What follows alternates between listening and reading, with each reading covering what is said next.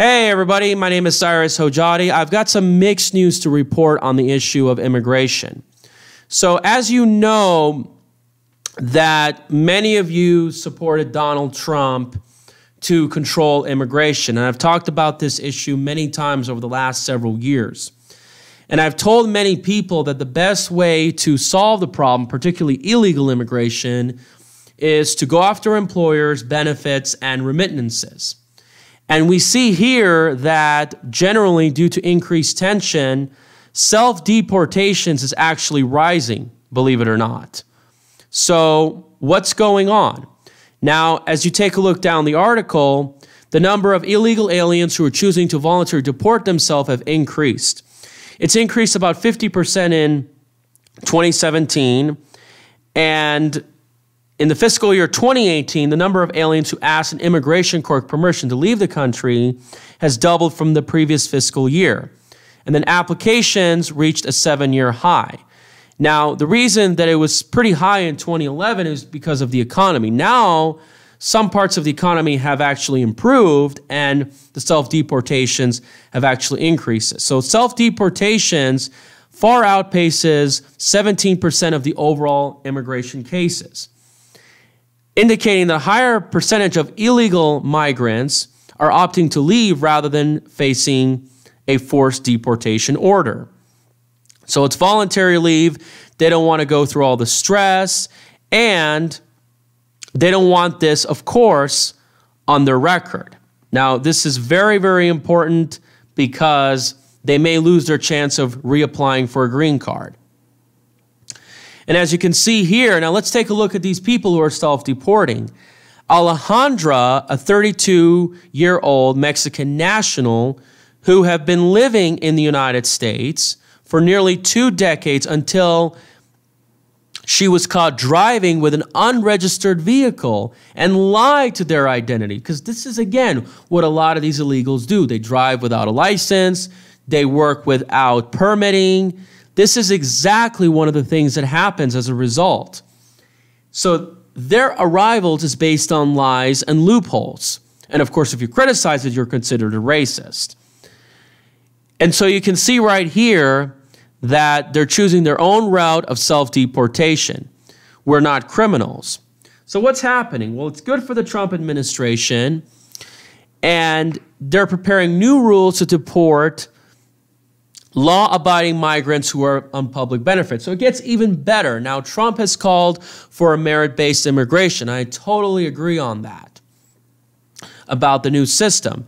And if you're an immigrant who's coming here getting welfare, well, guess what? Honestly, what benefit do you have to our country? So this is one of the things we have to really hold accountable. Now, the White House will soon be looking up to perform asylum cases on the spot rather than bringing them into the U.S. And this is coming from the Ninth Circuit. Again, on the other hand, these numbers are looking really, really bad. You're looking at 109,000 migrants. This is pretty alarming. And it's just as bad as it was back in March. So the question is, what can you do when a lot of these courts are not going after our side, and not to mention Congress is certainly not helping? Well, I guess we, the people, are going to have to rise up and take to the streets. Now, let's take a look at what's also going on. Speaking of public benefits, HUD says it will propose a limit on public housing. And then, of course, to look at the New York Times, it's going to displace 55,000 children. Because, again, this is what they do. They use children as loopholes. And then when they come after the children, the media uses these children as to prove that something cruel is really happening. So you feel bad. Well, you have to see through the propaganda. Now, as you can see here, thousands of legal residents and citizens, including 55,000 children who are in the country legally, could be displaced under the country legally. And again, what is really happening? Well, ladies and gentlemen, what's going on is you have all these illegal aliens that are able to get public housing because if their family member is a U.S. citizen, particularly their children or a relative, they can go through the loopholes. Again, many of these illegals are living with other people who are American citizens. A lot of these households are mixed status families. In fact, I believe I did see a report in Clark County, Nevada, that about a quarter of the households has a person who is a non-citizen. So it's a really, really mixed data, and they're getting a lot of public assistance. It's about time that they're cracking down on them. But again, they're using children. They're saying, oh, they're going to be homeless. Hey, what about our homeless vets who are in the streets, who are hooked on drugs? We should start thinking about American citizens first. But these propaganda media outlets, they don't want to tell you about this. This is really, really the sad part.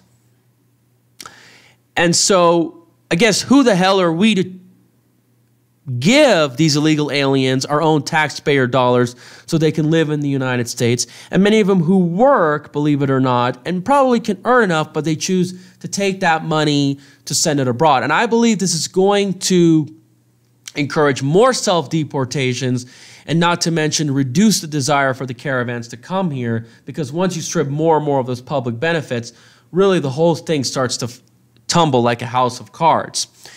And speaking of immigrants working, particularly illegal aliens, I just wanted to show you an article from the Center for Immigration Studies. And you can see here in a lot of charts, this will show you that since 2000, as you can see right here, the labor force participation rates for natives have fallen, but immigrants have stayed pretty much the same. So what's really, really happening is that large corporations, particularly the unions, especially here in Las Vegas, are choosing to hire immigrants for their positions, mainly because of the fact that they require less pay, but they provide more work per hour. And let's see of all of the unintended consequences it has offered. As you can see right here, that people without a bachelor's degree, it has fallen, but bachelor's degree has remained flat. And part of the reason is because a lot of these immigrants, believe it or not, do not have a bachelor's degree, many of whom disproportionately do not have a high school diploma. This compromises a large share of people who come from chain migration or people who are illegally into this country. And keep in mind, you also have to keep in mind that employers are increasingly requiring a college degree, and not to mention a lot of our well-paying jobs that did not require a college degree have been outsourced to countries like China. And as you can see here, you look at these employment statistics, it's not looking pretty good for the native population. And you can see here the native population, it's gone from 76 down to 73.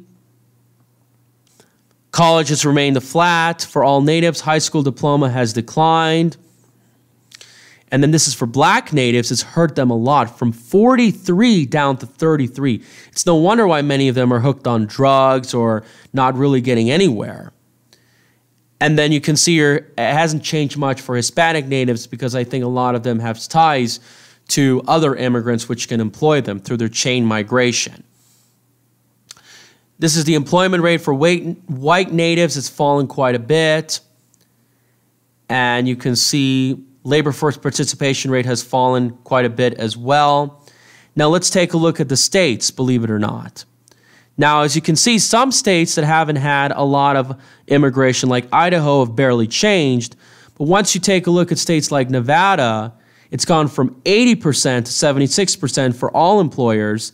Now, this category is for the natives. It went from 80.6 down to 75.7. And then for the immigrants, it's barely changed from 78 to 77. So they are really displacing us, as you can see here on the top chart. And as you can see here, it has disproportionately affected not only people from ages from 25 to 64, but also many teenagers who need those employment opportunities as well. This is a very, very sad situation that we're living in this country. So let me know what you guys think about this. And I just wanted to point out that also keep in mind that this data is pretty misleading. because this data does not include gender, because the data is really, really bad when it comes to male and female employment. As you can see here, female employment hasn't changed a whole lot, but males have drastically changed. Let me show you more and more charts. You can see your male participation rate has fallen a lot since the 1950s, but females haven't changed much since the 1990s. And you can argue a lot of this is because of feminism, but a lot of this has to do with technology, as technology has made it easier for women to really move away from cooking and cleaning and taking care of children and more out into the real world. So when people tell me the unemployment rate, what you really have to look into is really the employment rate of particularly native-born males in the United States. That is the real truth. The unemployment rate doesn't really tell you a lot of the enchilada of what's going on. Thank you so much, you guys. Please subscribe and spread this video.